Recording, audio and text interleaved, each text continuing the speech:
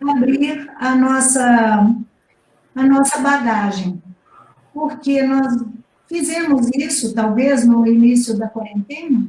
Quantos que não se ocuparam de revisar gavetas, de revisar, assim, objetos, né, de se ocupar com uma lida da casa, que, de alguma forma, também isso auxiliava numa organização psíquica, numa organização, num centramento emocional.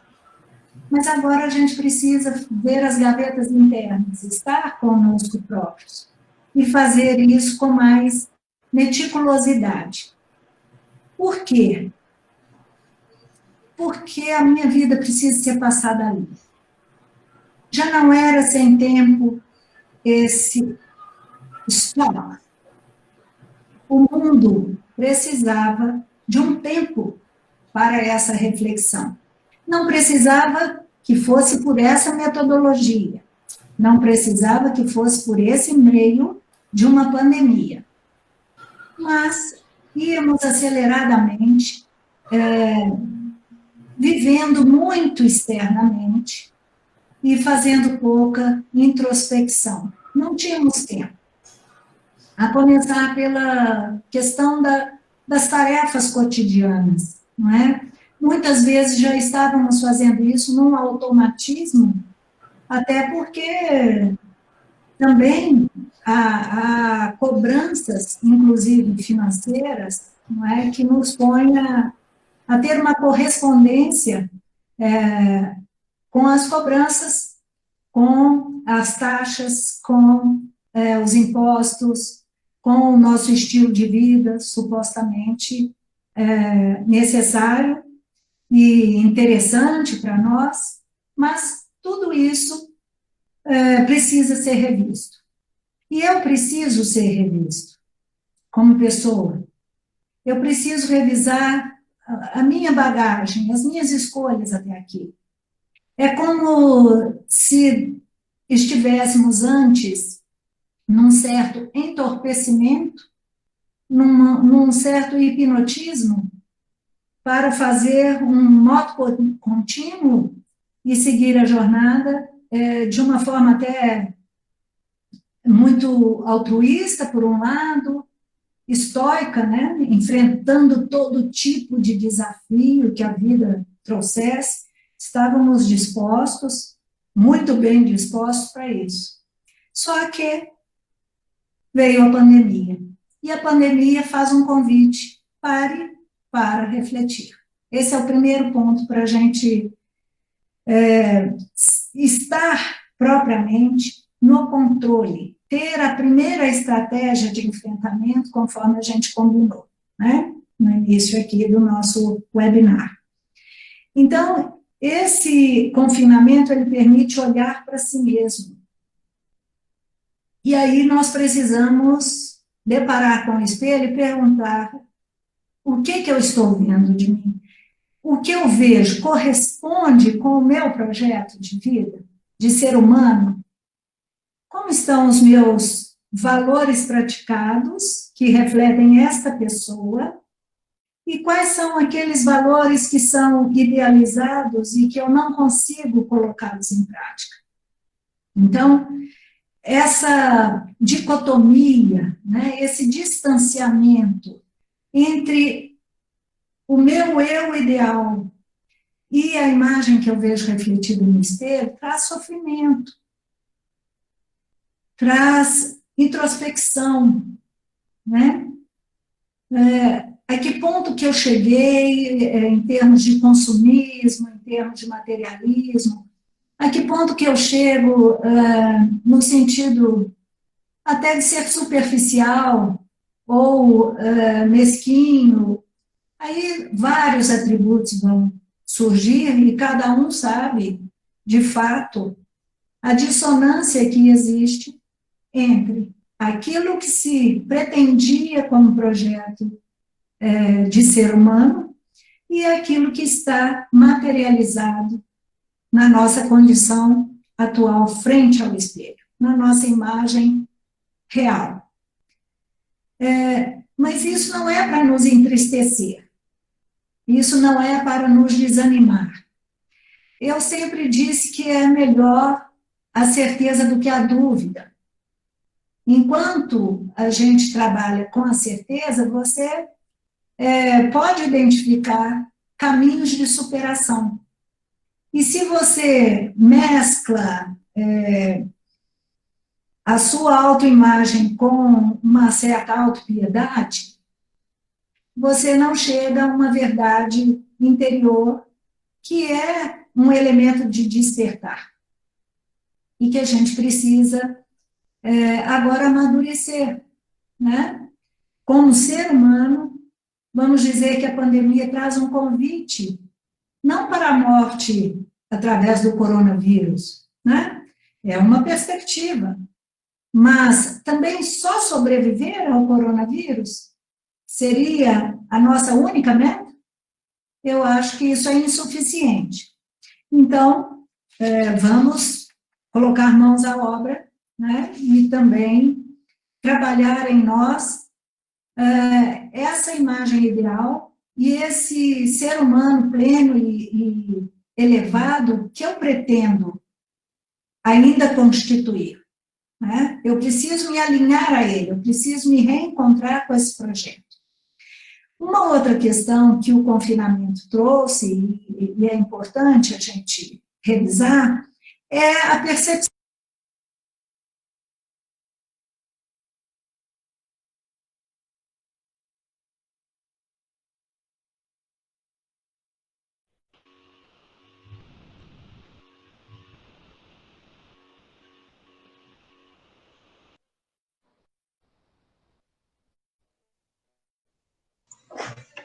Doutora, desativar o seu áudio, puder ligar novamente. Desculpe, obrigada por avisar. Então, essa terceirização, bem-vindos outros colegas, essa terceirização de serviços que a gente já estava acostumado, né, provavelmente por causa da nossa ocupação com outro tipo de lida, ela fez com que nós tivéssemos que estar mais em contato com a nossa vida cotidiana, a vida simples, do cuidado com a própria existência, desde lavar a louça, embelezar a casa, fazer pequenas tarefas, né? Santa Teresinha do Menino Jesus diz, é nessas tarefas que eu também louvo a Deus. E eu acredito que isso possa ser feito como um gesto de gratidão e de humildade, e isso traz de volta um ser humano em nós que talvez estivesse alijado, que estivesse adormecido, embrutecido pelo enfrentamento do cotidiano ou pelo nosso automatismo. Então, essa também foi uma dimensão que eu achei bastante interessante, que a quarentena trouxe, né, como perspectiva. Outra questão interessante e profunda é que, na medida em que eu me vejo, eu também tenho condição de ver melhor o outro. E estarmos juntos em família, no núcleo familiar mais restrito, traz uma oportunidade de vivificar o nosso diálogo. Aquele diálogo em que se dava apenas para trazer elementos do próprio dia a dia, ele foi aprofundado em temas de maior relevância.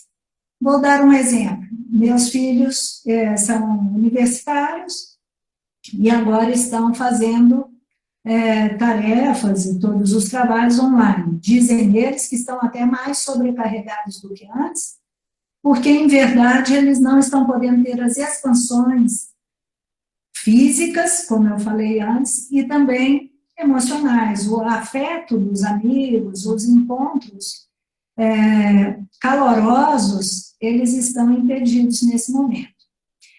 E nós estamos passando a eles a importância dessa revisão, desse se olhar no espelho. Eles já têm idade para isso. Claro que quem está em casa com crianças menores vai lidar diferente com a quarentena e com a ocupação com as crianças. Mas o jovem, ele precisa ser despertado também para um outro nível de diálogo, e isso tem sido doloroso, porque vai haver conflito de interesse, vai haver divergência de posicionamento. Somos de gerações bem distintas. Deve ter uma ou duas gerações entre mim e os meus filhos. E isso foi apontado por eles, que fazem um esforço de estar conosco, no sentido de trazerem conhecimento da parte deles e também de absorverem os valores preciosos que a gente tem para passar, né? E que a gente faz essa educação. Então, há um esmero nesse relacionamento que estava, de certo modo, num patamar, mas que a gente está vendo um crescente. E eu gostaria de compartilhar isso com vocês, porque é disso exatamente que eu estou falando. Nós precisamos revisitar as nossas bases humanas, a nossa bagagem de valores. Por quê? Porque nós vamos, além de sobreviver, nós vamos ser o celeiro da nova humanidade. Então, eu gostaria muito que a gente pudesse fazer isso com consciência, e não apenas no roldão, assim como fomos obrigados, de certo modo, né, a fazer a quarentena, vamos também sair dela só porque alguém definiu que findou a quarentena. Então, é nesse sentido que eu estou dizendo, não vamos apenas sobreviver a isso, né? Vamos produzir a mudança necessária a começar de nós, né? Então, eu trago agora uma reflexão, nem todos são ligados à antroposofia, né? Mas eu gostaria de mostrar um pouquinho que a antroposofia ela tem uma trimembração, ela fala de 3 partes do nosso organismo e que elas têm, essas 3 partes, uma conexão, uma ligação com as nossas qualidades de alma, né? E nesse momento em que estamos confinados, a gente precisa perceber que no nosso pensar, por causa de tantas informações e muitas vezes contraditórias, outras verdadeiras, o nosso pensar, ele fica nublado, né? Ele tem uma polaridade que seriam as trevas, a escuridão. E a outra polaridade, porque a antroposofia também vai trabalhar sempre extremos para que seja mais fácil, mais virtuoso se alcançar o equilíbrio. Então, nós teríamos as trevas numa polaridade, se a gente tem aqui uma balança invisível, e teríamos a luz, né, o pensar cristalino, na outra polaridade. Então, nós precisamos encontrar deste ambiente que está sempre tumultuado no exterior, uma forma dessas informações chegarem a nós, passando por filtros e por uma seletividade, a tal ponto que o nosso pensar fique mais propenso à luz, à lucidez, né? Isso é importante que a gente possa fazer. Assim como no nosso sentir, ou seja, na região torácica, onde está aí o coração e estão os pulmões, nós estamos com os órgãos do sentir. A nossa alma, ela está nessa região, né? E o nosso campo emocional, ele está muito polarizado em duas qualidades, que seria ou o frio, que congela e que, de certo modo, até me protege, porque eu me refugio muito interiormente, com repulsa do que está acontecendo no mundo, e no outro polo eu teria o calor. Mas pode ser um calor também destemperado quando eu exagero em reverberar tudo o que está acontecendo externamente. Então, eu fico agressiva, raivosa, não é? De certo modo, completamente impulsiva, né, no meu sentir, reativo. E isso também não é agradável e nem saudável. Então, vamos procurar ter ali aquela calorosidade que aquece, né? Porque senão vamos ficar com o frio que quer controlar tudo, com atitudes, vamos dizer, na nossa relação com o mundo externo, que quer colocar tudo em ordem, lavando as mãos com álcool gel o tempo inteiro, você se torna uma pessoa, talvez aí com transtorno obsessivo compulsivo, né? Muito controladora dos elementos externos, mas pouco imbuído de uma vivência interior e calorosa, até acolhedora para si mesma, né? Por exemplo, eu própria, como médica, nunca passei por uma pandemia dessa natureza. Na verdade, então, é preciso ter esse mundo interno estruturado e ainda prover orientação, atitude adequada para interagir com as pessoas. Então, é esse o convite, não é, que a gente precisa estar fazendo também. E na parte metabólica, né, onde estão os órgãos na cavidade abdominal, os órgãos metabólicos em si, fígado, pâncreas, intestinos, estômago, ali vai se dar, né, o elemento de vida ou de morte. Nós vamos ter essas duas polaridades. E se esse esfriamento ele vier com muita força e chegar até o nosso metabolismo, esse pensar frio, que tem repulsa pelo mundo externo, nós vamos ter ali a morte como estagnação, a morte como cristalização, né, como doenças de litíase, né, pedra na vesícula, pedra nos rins. Isso geraria, então, adensamentos, né, solidificações, quando, na verdade, você precisa ter fluxo de vida, fluxo energético, para fazer as suas realizações, porque os membros superiores e inferiores também fazem parte desse sistema metabólico locomotor.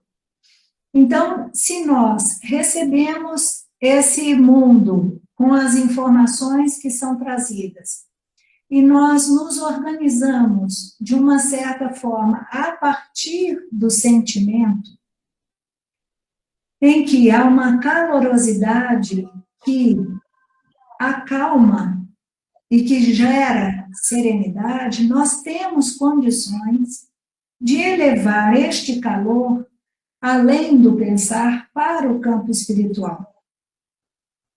E a partir disto, há um despertar da minha função nesse momento.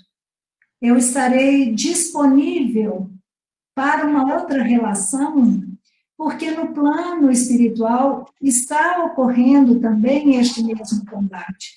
O que nós vemos na materialidade do mundo contextual em que vivemos é reflexo desse combate superior entre bem e mal, entre verdade e mentira, entre luz e trevas. Então, eu também preciso ir ao encontro. Esse mundo que está acima de nós, ele está disponível, mas desde que eu me movimente para ser um ser superior, um ser ascendente, e que não esteja na minha mente a desesperança, a descrença, a confusão mental. Isto me afastaria desse projeto de ser um ser humano mais pleno, de ser um ser humano mais preparado para o futuro que quer vir ao nosso encontro também, né? Para o qual eu estou me movimentando. Porque eu não vou me refugiar mais no passado. Não há como retroceder. Há pessoas que podem até estar estagnadas e estar perdidas com tantas informações que elas não conseguem avançar. Mas a humanidade e o planeta vai se regenerar, um e outro. Então, é preciso que nós estejamos também dispostos a fazer essa evolução. Assim como no físico, né, se esse calor que vem do coração, do sentimento, da parte afetiva, se nós, de fato, perdermos essa calorosidade, essa esperança, né, nós vamos cada vez mais estar vinculados à materialização.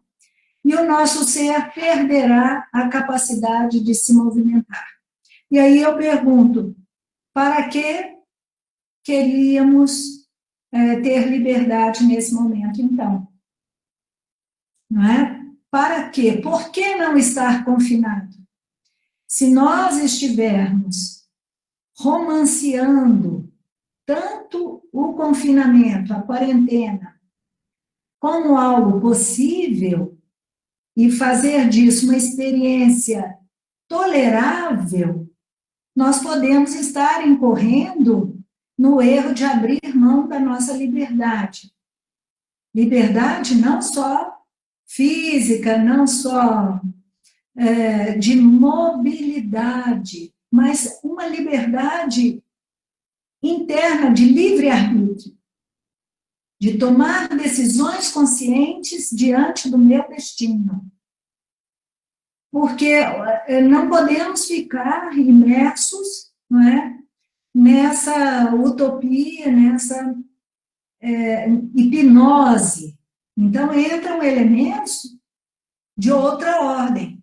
Assim como eu agora me organizei como pessoa, né, tenho no meu pensar a luz, no meu sentir o calor necessário e organizei a minha condição física para ter um metabolismo saudável, já organizamos todas essas 3 esferas, e eu tenho vida em mim, essa vida ela tem que ir para fora.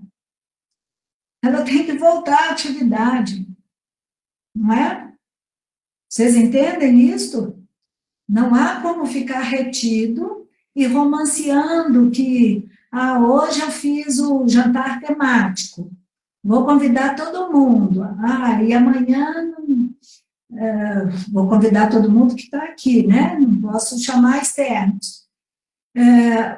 As crianças estão brincando, brinquedos Waldorf, que bênção, maravilha, ótimo, porém, elas precisam de luz do sol, elas precisam de movimentar externamente, é o brincar dentro, o brincar fora. Como é que vamos resolver esse desafio, esse enigma, né? Então, agora, nós começamos a pensar novamente quais as medidas adequadas, né? Era mesmo uma quarentena? Não. E aí a gente começa a pensar como humanidade, né? Se estamos, por exemplo, protegendo tanto as pessoas para que não ocorram mortes, por que que a gente tem 6 milhões de abortos ano no mundo? Aí eu acho que a consciência da gente vai ficando assim um pouco mais lúcida, mais acordada, né? Ora, interessante, então, uma providência que a gente observa. Houve 3 fases nessa questão da pandemia. E vocês saibam que ninguém viveu isso desta forma, então é tudo novo, mesmo para a medicina, mesmo para as ciências. E aí vamos pensar. Uma primeira fase, né? A hidroxicloroquina, que é uma medicação apropriada para o coronavírus, por semelhança, não é, com outros vírus que já precederam, e é uma medicação acessível, segura, mas no início da pandemia, ela só estava indicada para casos graves. E aí tinha que ser feita a complementação já do tratamento em UTI, com intubação. Na segunda fase, a gente já identificou, né, nos países, por exemplo, Itália e Suécia, por exemplo, que o tratamento, a Alemanha também, que o tratamento já precisa ser precoce, do 2º ao 4º dia, não é? E com zinco e azitromicina associados. Ótimo. E agora, na Itália, nessa semana que passou, eles já estão distribuindo hidroxicloroquina em farmácias, gratuitamente, para quem precisa, como profilaxia. E isso combina com um conhecimento que aqui no Brasil nós temos, que as pessoas que iam viajar para a região amazônica tomavam a cloroquina como preventivo. Então, como a medicina, ela não tem uma ideologia, ela precisa ser independente para ser ética, então ela precisa... O som caiu, é isso, Charlotte? Estão me escutando? Não? Tudo bem. Então, ela precisa estar a serviço da vida, né? No menor custo possível, para haver acessibilidade. E aí vem perguntas. Por que isso já não é uma realidade universal no planeta?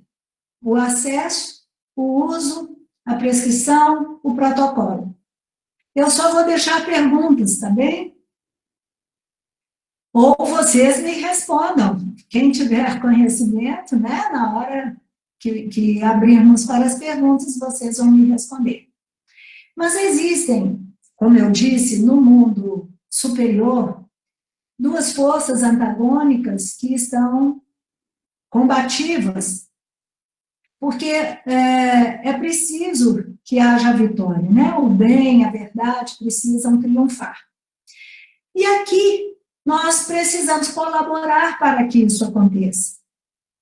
Então, quanto mais nós perguntamos perguntas de valor, e não perdemos tempo e energia com dissimulações, ou até as informações intoxicantes, porque elas não trazem agregado nenhum de valor, nós precisamos começar, a partir do momento que estamos calmos, serenos e seguros, com o eu no comando, a fazer perguntas que gerem avanço de consciência, né? Porque esta luta entre o bem e o mal, nós todos que estamos encarnados aqui, estávamos desejosos dela, tanto é que nos inscrevemos para descer do mundo espiritual e estarmos juntos. Maravilha, eu fico feliz de estar com vocês, né? Estarmos juntos aqui nesse momento da história da humanidade, nesse momento da minha biografia individual que encontra com a sua. E isso tem um poder maravilhoso. Eu tenho visto a nossa capacidade de fazer amizades agora online, né? De fazer amizades profundas. Eu estou na frente de vários nomes aqui, de pessoas muito queridas, muito fraternas, E isso é algo transcendente, gente. Eu estou contente com isso. E eu quero animá-los a ter essa sensação também, esse sentimento. A sensação vai trazer um sentimento que vai perdurando, né? Mais do que a emoção imediata. Quero dizer isso, francamente, com tanta sinceridade, porque eu identifico que a partir deste afeto, dessa ligação afetiva e dessa busca pela verdade, é que nós vamos encontrar os nossos aliados espirituais.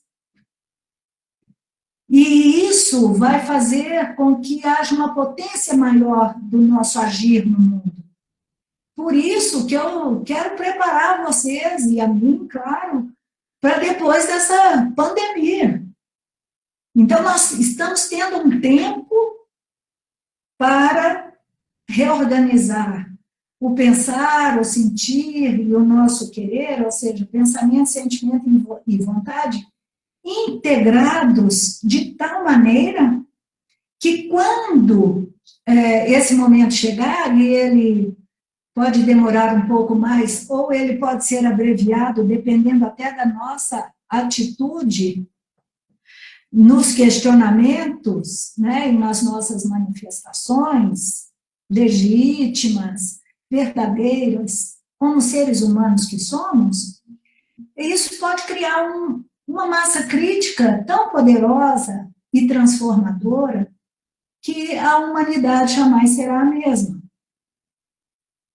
E eu quero falar isso, porque eu penso que isso é uma boa nova.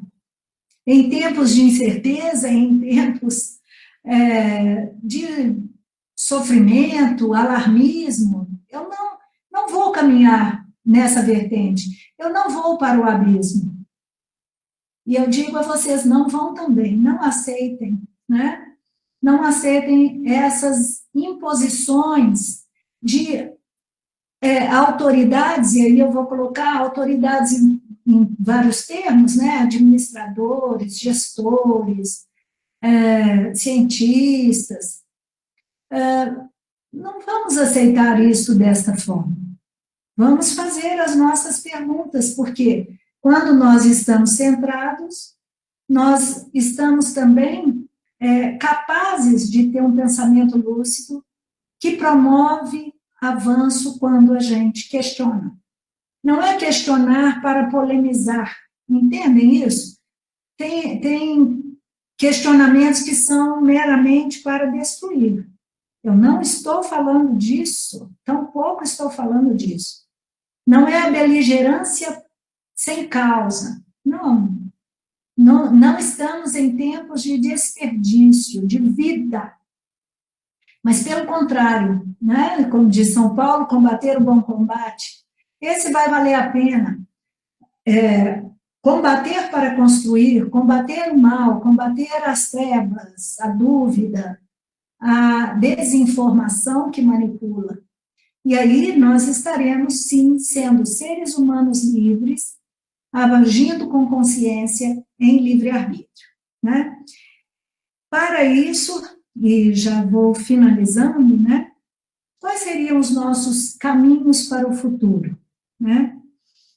Se no pensar, o nosso ideal seria trazer a luz e não ficar nas trevas, a nossa busca pela verdade e o desenvolvimento de uma capacidade chamada moralidade, ela é emergencial. Está como álcool gel para o coronavírus, está para a humanidade do momento buscar desenvolver este órgão maravilhoso chamado moralidade. Esta percepção, né, de que aquilo não está certo e eu vou ter a coragem para identificar que isso não é bom.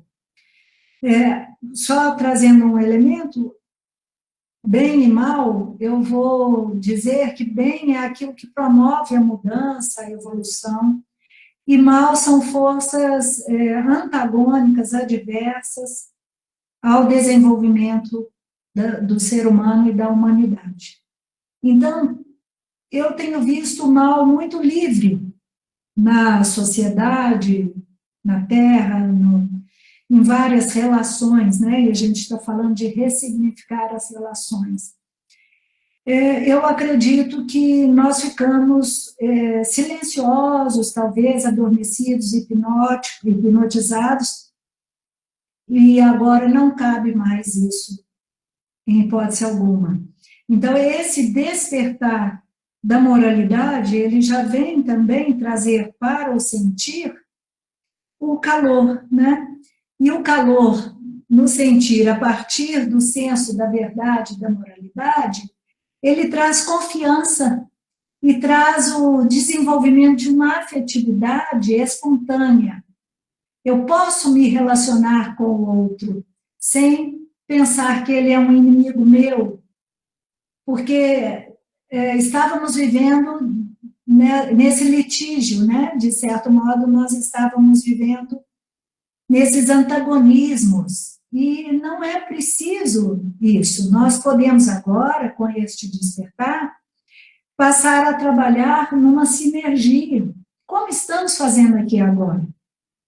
Trabalhar, eu estou, assim, entusiasmada para estar junto com as pessoas e fazer coisas maravilhosas que a gente aprendeu a fazer durante a vida, mas que nós tivemos que, de certo modo, nos distanciar das pessoas, por desconfiança, por essa, vamos dizer, por essa fantasia que foi incutida de que o outro é um inimigo, essas rivalidades que são destrutivas e não nos fazem caminhar como humanidade, entende? E para aqui finalizar, no querer, na vontade, né? A vida precisa estar pulsante, e seria esse resgate da vitalidade fazer as obras de amor, né? Eu sou católica e amo a antroposofia, então, para mim, essas dimensões se interpenetram e se integram. Então, no catolicismo, você tem também uma trimembração, que seria as três virtudes teologais, aquelas com que você se relaciona com Deus. A primeira delas é a fé, e eu faço o paralelismo aqui com pensar, né? Fé é acreditar que existe um mundo sobrenatural, que existe algo acima de nós, uma sabedoria infinita, e isso seria a fé. A outra é a esperança, e eu faço um paralelismo com o sentir, né? Ter a esperança de que esse mundo sobrenatural, ele nos protege, ele intercede quando clamamos por ele, né? E no querer, né, a virtude teologal seria a caridade, na minha leitura. Então, a caridade seria termos a compaixão e fazermos mesmo as obras de amor. Ter esse amor crístico. Então, nós precisamos estar plenamente integrados no nosso pensar, sentir e querer, com fé, esperança e caridade, para agirmos.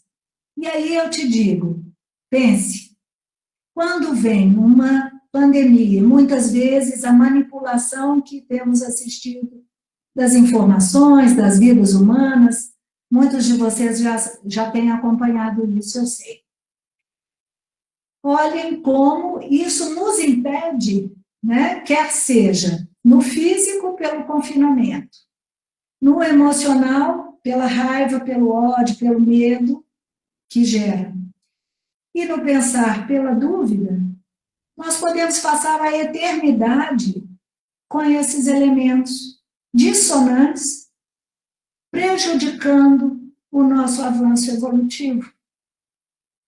Então, é preciso dar um basta, é preciso fazer uma reflexão profunda com qualidade, com busca de informações fidedignas, confiáveis, para que haja libertação do nosso pensar, do nosso sentir, para que hajamos com coragem e com confiança e com vontade. Eu estou com vontade de mudar o mundo para melhor, e eu quero convidar vocês para isso, né? Na medida em que a Terra vai entrando nessa regeneração, porque ela está em transformação como planeta, eu quero participar da regeneração da humanidade. Esta pandemia está servindo para eu expurgar o meu passado imperfeito, o meu presente, talvez agora, não é, sem a liberdade, mas fazer um futuro mais promissor dentro do meu projeto individual de ser humano, porque nós temos um compromisso firmado antes da nossa encarnação, e nós podemos estar com amnésia. Então, eu peço muito a vocês que reflitam, né? O webinar tem aqui o desejo fortíssimo de uma médica psiquiatra que tem visto o sofrimento humano, desejosa de contribuir para que cada um faça o seu despertar individual. Tá bem? Eu agradeço muito a atenção de vocês. Eu tenho um verso para ler, antes que a gente possa passar para as perguntas, pode ser, Kátia? Pode. Porque às vezes alguém tem que se ausentar, né? Então, é um verso de Bettina Brentano, do livro Poemas e Pensamentos Ligados à Antroposofia. Sim, tudo depende da pergunta. Quanto mais profundamente perguntas, tanto mais veemente é a resposta. O gênio não fica a dever nenhuma, mas temos receio de perguntar e muito mais de ouvir a resposta e de compreendê-la, pois isso nos custa esforço e dores. De outra forma, nada podemos aprender. De onde o tiraríamos? Quem pergunta a Deus, a esse ele responde com o divino. Então, muito obrigada. Agradeço a presença. Muito obrigada também, Ana Cristina. A gente tem algumas perguntas, eu vou passar para elas. Antes, eu queria pedir desculpas para algumas pessoas que não receberam o link a tempo. E talvez é da minha pouca prática, porque você tem que fazer as duas coisas ao mesmo tempo, receber as pessoas e ir mandando os links que chegam mais em cima da hora. Então, mas acho que todo mundo conseguiu entrar. A gente tem algumas perguntas, Ana. Muito obrigada pela explicação até agora. Fiquei bem feliz. Então, uma delas é como você vê o papel da arte nesse momento para as pessoas que estão em casa, no recolhimento. A arte, ela é um bálsamo, né? A arte verdadeira, ela é um bálsamo, que refocila a alma e que traz a capacidade de expressão colocada de uma forma estética, de uma forma harmoniosa, né? Eu aprecio muito as artes do belo exatamente porque muitas vezes elas chamam a nossa alma a buscar o bom e o verdadeiro. Então, excelente que possamos praticar mais a arte. A antroposofia tem as terapias artísticas, né? E temos aqui em Curitiba colegas muito queridas que praticam e que na parte terapêutica nos auxiliam também.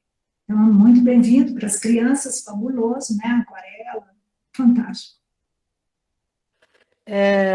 A outra é como que você vê esse papel dessa interioridade que a gente tem que se ver com ela no processo do recolhimento para a saúde mental? fundamental, porque exatamente estávamos, muitas vezes, voltados só para o exterior. E aí a alma não respira, porque ela fica em pleno contato apenas com o mundo externo. É preciso que haja essa inspiração, né, esse voltar-se a si mesmo, para avaliar, para analisar, refletir sobre o tempo vivido, os atos praticados, e exatamente isso é que nos permite revisar a nossa atitude, repensar caminhos, fazer perspectivas de aprimoramento. Se nós só ficamos no mundo externo agindo, nós não fazemos planejamento nem correção de rota. E essa meditação, essa reflexão, a oração, estar em si mesmo, é o que propicia esse aperfeiçoamento evolutivo durante a própria jornada da vida, né? Então, é fundamental. As pessoas, às vezes, se refugiam na medicalização, né? E no nosso trabalho, a gente tem tentado, pelo contrário, desmedicalizar para potencializar a capacidade autossanante do próprio paciente, né? Uhum. Tá bem. Tem mais uma pergunta, que é do José Nilson de Freitas. De que avanço evolutivo você está falando? A psicossomática tem alguma relação com o seu trabalho? Sim, a psicossomática, ela vai identificar que há uma interação, né, entre o físico e o emocional, e que desses dois campos podem surgir os sintomas quando há um desequilíbrio, ou originário no emocional ou no físico. E depois isso acaba, se for se cronificando, virando um quadro sindrômico, não é? Uma patologia em si. Por isso que é importante essa reflexão, estar em contato consigo mesmo, para identificar onde há o ponto de dissonância, de adversidade, às vezes uma tensão psíquica, um conflito emocional, para que isso não venha a se ancorar e ter que manifestar através do físico, né? Então, tem relação, sim. A medicina antroposófica tem alguma correlação com a medicina psicossomática.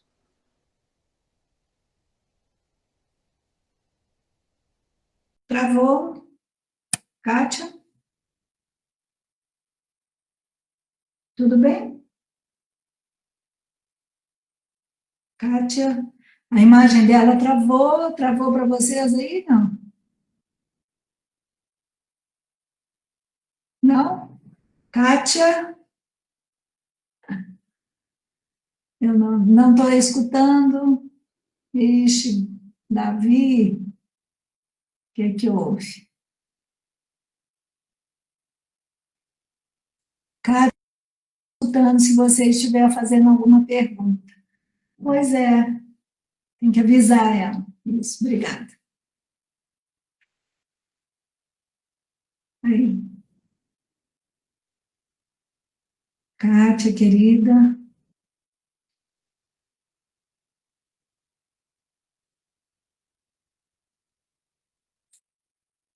Agora ela saiu, né? Obrigada.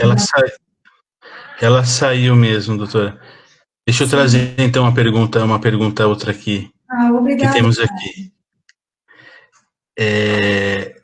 A senhora já falou um pouquinho, mas a Fabiana de Souza Leão fez a pergunta: qual a importância da meditação para alinharmos pensar, sentir e querer? Olha, muito grande. Realmente é o que vai permitir essa transcendência. É exatamente quando silenciamos o exterior e vamos praticando esse contato com o nosso mundo mais profundo, é que nós vamos atingir um outro nível de consciência, de comunicação. Nós vamos passar a ter intuições, inspirações, que venham pelo anjo da guarda, pelo mundo espiritual, por sonho, ou às vezes a gente pode chamar, né, na psicanálise se fala insight, uma percepção de uma solução para um tema, para algo que você está trabalhando sobre uma proposta, talvez, de atendimento, ou pensando sobre um caso, né, de paciente, ou como abordar o esposo, enfim, em qualquer situação externa, se você estiver conectado em si mesmo e, através da meditação, isso é um trabalho íntimo, que te eleva a uma comunicação superior com exatamente as forças espirituais que desejam nos auxiliar no nosso progresso como humanidade. Então, é um veículo, é um instrumento, né, que ao invés, nós temos tantos instrumentos, né, eu estou com a caneta, nós estamos aqui com o computador, isso tudo nos ajuda a mudar o externo, a nossa realidade material, e vamos dizer que a meditação, ela ajuda num trabalho interno, de modificação da nossa realidade de consciência, de condição existencial. Você muda de plataforma, você muda de condição existencial. Então, é algo que precisamos nos dedicar a fazer com mais determinação, né, e disciplina. Mas é um convite, né? Foi uma boa colocação, agradeço a pergunta. Desculpa que deu uma travadinha, mas já estou de volta. Tem mais uma pergunta, Ana, que é como podemos dialogar a moral aos dados apresentados pela ciência que demonstram o contrário a esse livre-arbítrio? Compreendo a necessidade humana do estar, do fazer, do compartilhar, do sentir, do querer. Mas os resultados ao corpo físico dessa pandemia são a curto prazo e ainda muito desconhecidos. É da outra Kátia Bonatti. Então, Kátia, bem-vinda, Kátia Bonatti. É bastante desconhecido, mas,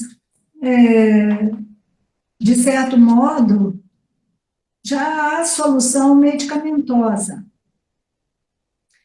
Então, eu já não estou preocupada com o vírus, como médica. Porque quando você tem uma patologia, você ainda não sabe mecanismo de ação e ainda não sabe medicação, né? Você vai ficar numa conduta de pesquisa e de grande expectativa. Por quê? Porque vidas humanas podem ser ceifadas. Mas está me preocupando mais o efeito da pandemia, do alarmismo, do que propriamente do vírus. Compreendem isso? Por quê? Porque a gente já está acompanhando há muito tempo, pelo menos 60 dias nós já temos, né, de um progresso científico já com comprovações clínicas, né? Médicos, tem o doutor Didier na França, Marcelle, né? Tem o doutor Zelenko em Nova York, tem os pesquisadores também da Itália, como eu disse em outro momento, e já estão usando a medicação até profilaticamente.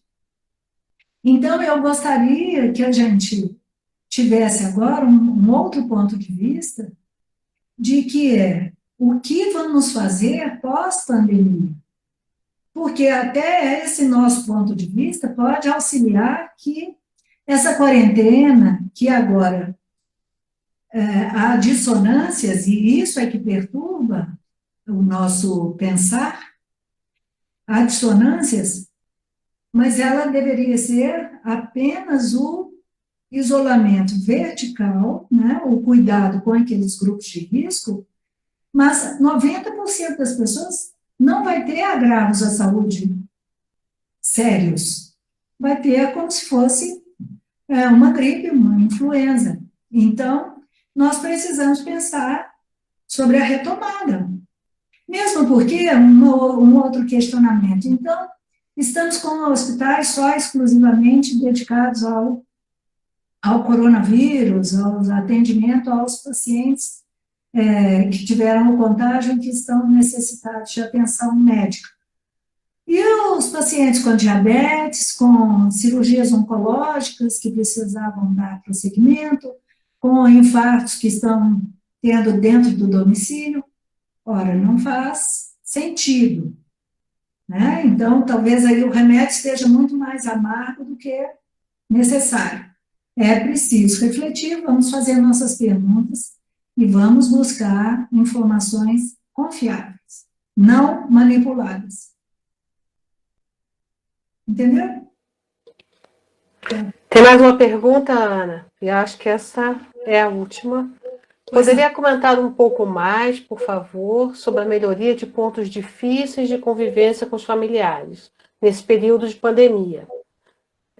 Muito obrigada pelas respostas e pela importante fala e pela oportunidade. É da Ana Maria Calimã. Muito obrigada, Ana. Olha, a família é o núcleo maior acima do meu eu, vamos dizer. Que eu estou concentrada em mim mesma, o primeiro núcleo social que eu vou encontrar é a família. E há questões, relações kármicas, há uma série de relações biográficas também, que precisam ser consideradas quando nós falamos de família. Na minha profissão, né, como médica psiquiatra, eu sempre incluo os familiares nos atendimentos, de alguma forma, né, a convite, às vezes até a convocação, por convocação, porque os dramas humanos vão ocorrer muitíssimo no seio da família e na alma daquele paciente. E se eu posso trazer um elemento conciliatório, ou pelo menos de identificação de por que há conflito ou intensidade amorosa, que pode ser pelo revés, pelo amor ou pelo ódio, né? Então, vale a pena e é extremamente necessário. No momento da pandemia, vamos dizer que, numa certa família, já se tinha o costume de interagir com perguntas mais profundas, com uma busca de promoção do outro e reciprocidade nessa colaboração evolutiva. Então, vamos dizer, os pais educam os filhos trazem feedbacks e se manifestam favoráveis ou não àquela orientação dos pais, e, de alguma forma, isso vai modulando e modelando um ao outro. Há uma reciprocidade em conviver francamente e trazendo, vamos dizer, as coisas em dia. As dificuldades são imediatamente observadas e já são trabalhadas, isso traz sofrimento, exige muito empenho e muita atenção, amor, sem dúvida, mas é possível trazer as coisas em dia. Mas pode ser que seja uma família em que falar não é a virtude maior, né? Que a comunicação seja truncada, seja mais difícil, e que muitos pontos vão sendo adiados e que seriam pontos de trabalho e de evolução, mas que foram negligenciados, foram omitidos, e aí vem a pandemia. Então, tudo aquilo que estava ocultado, recalcado, guardado, adormecido em algum canto do nosso mundo sentimental, do nosso mundo interior, vai surgir, porque nós vamos ter atrito físico. Eu estou encontrando muito mais com os meus familiares, então, a todo instante, vai tendo um choque físico que vai, de certo modo, propiciar essa catarse emocional. E é bom que venha, só não precisa vir para destruir, né? A raiva não precisa ser aquele calor que eu disse antes, o calor que queima. Mas, como somos inteligentes, como somos agora cada vez mais dedicados a essa evolução, é preciso que nós próprios, por consciência, criemos a oportunidade para essa fala. É no congraçamento ali do chá da tarde, do café da manhã, que a gente precisa parar. Olha, eu preciso conversar, estou te vendo assim, assado, e puxar o fio da meada daquele passado, daquilo que ficou recalcado, que dói ainda, aquela ferida, aquilo que estava como um potencial elemento de divergência, de discordância e de conflito. E que, quando é trazido de uma forma intencional por aquele que está sofrido, e não para destruir o algoz ou quem lhe causou a dor, mas, pelo contrário, para trazer a oportunidade de trabalhar e desse tema ser dissolvido, dessa dor ser superada a dois, isso é uma obra magnífica e que é libertador, e o perdão vem como um bálsamo e um alívio. E a família passa a prosperar. O patamar evolutivo muda, a vibração energética muda. É algo assim fecundo, magnífico, que a gente precisa praticar. Então, eu convido, a partir dessa pergunta maravilhosa, não é, que a gente faça isso. Porque isso faz parte desse projeto do homem novo, da pessoa nova que eu quero me tornar. Eu não posso levar comigo dores e dissabores, mágoas e ressentimentos, porque isso não vai permitir que eu chegue onde eu preciso chegar. Não vai me permitir fazer as obras que eu tenho que executar. Porque eu estou retido. Eu estou ainda num campo inferior do passado, da dor, do ressentimento. Não digo que não haja legitimidade nessa dor.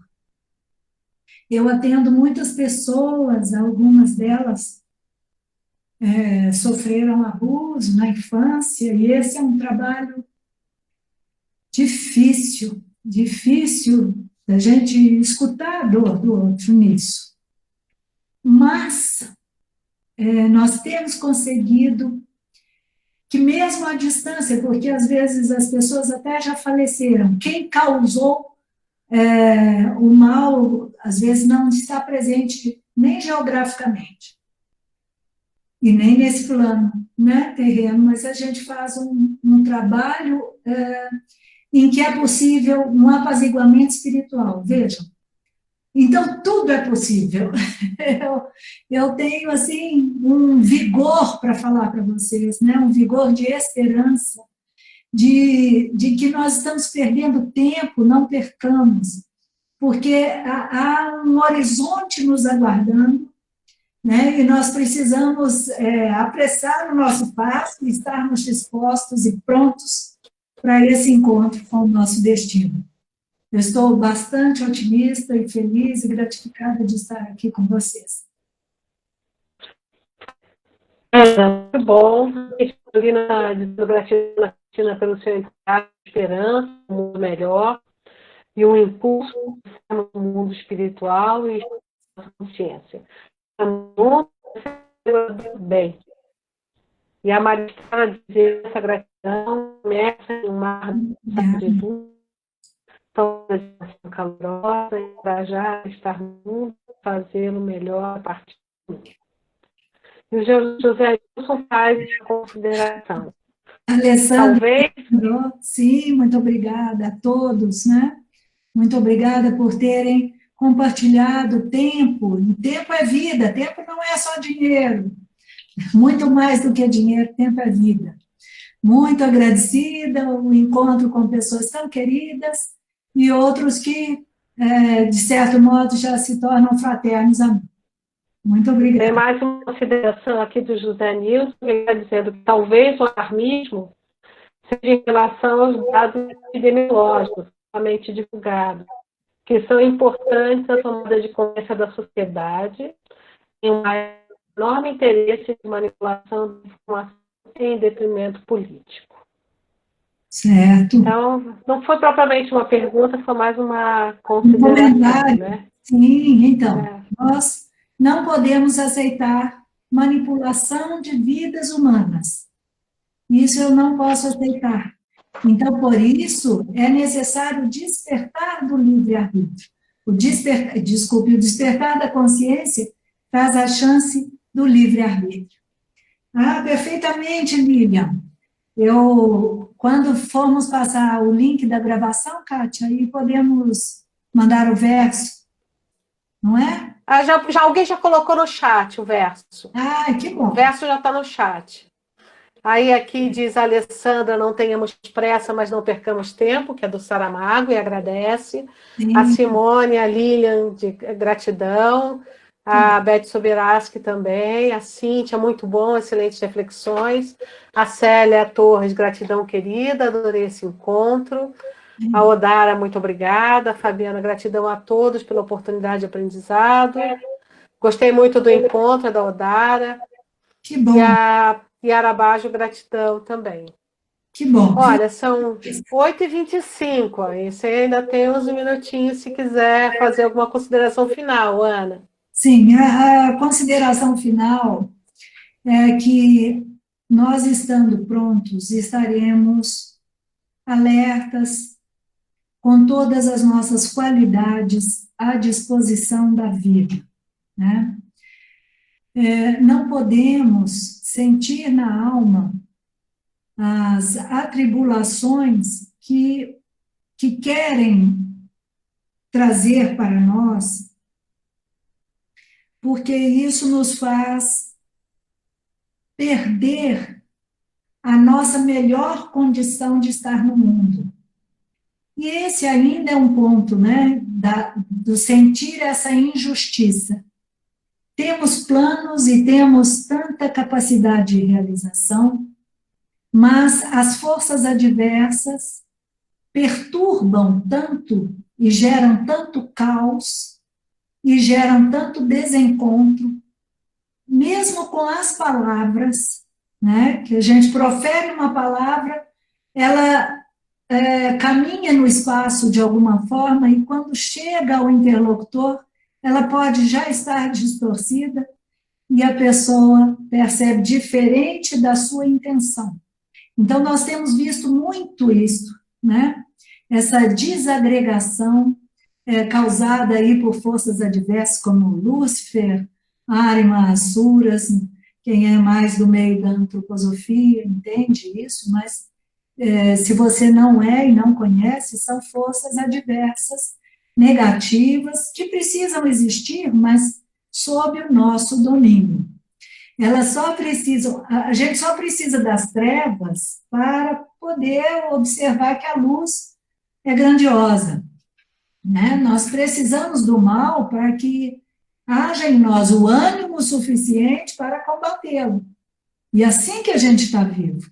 Então, eu queria falar sobre isso para que nós estejamos corajosos, potentes, capazes, né, e saudáveis, para podermos viver um mundo de paz. Talvez vamos ter que combater pela paz, né? Porque só vai haver a paz se houver justiça, se houver esta moralidade, entendeu? Sim, concordo, Lilian, é preciso saber que o mal existe. Quando a gente está cego, naquele hipnotismo que eu falei no início, a gente fica atordoado com tantas mentiras dissimuladas, claro, porque Lúcifer é assim que ele age, não é? Ele é fantasioso, sedutor, e ele vai distorcer as palavras e as ideias, não é? E a gente se confunde. É o ouro do tolo, né? Luiz, que sabe de Minas Gerais, né, Luiz? Ouro de tolo é a pirita, né? Isso que é um metal. Então, parece muito com o ouro, mas não é verdadeiro. O ouro verdadeiro está no nosso coração, no nosso ser espiritual, na sua centelha de vida. E é com esse que eu quero falar aí, quando eu estou conversando com vocês. Porque é o meu que está aqui, né? Vocês me entendem. Eu fico feliz porque vocês me entendem. Tudo de bem, fiquem com Deus.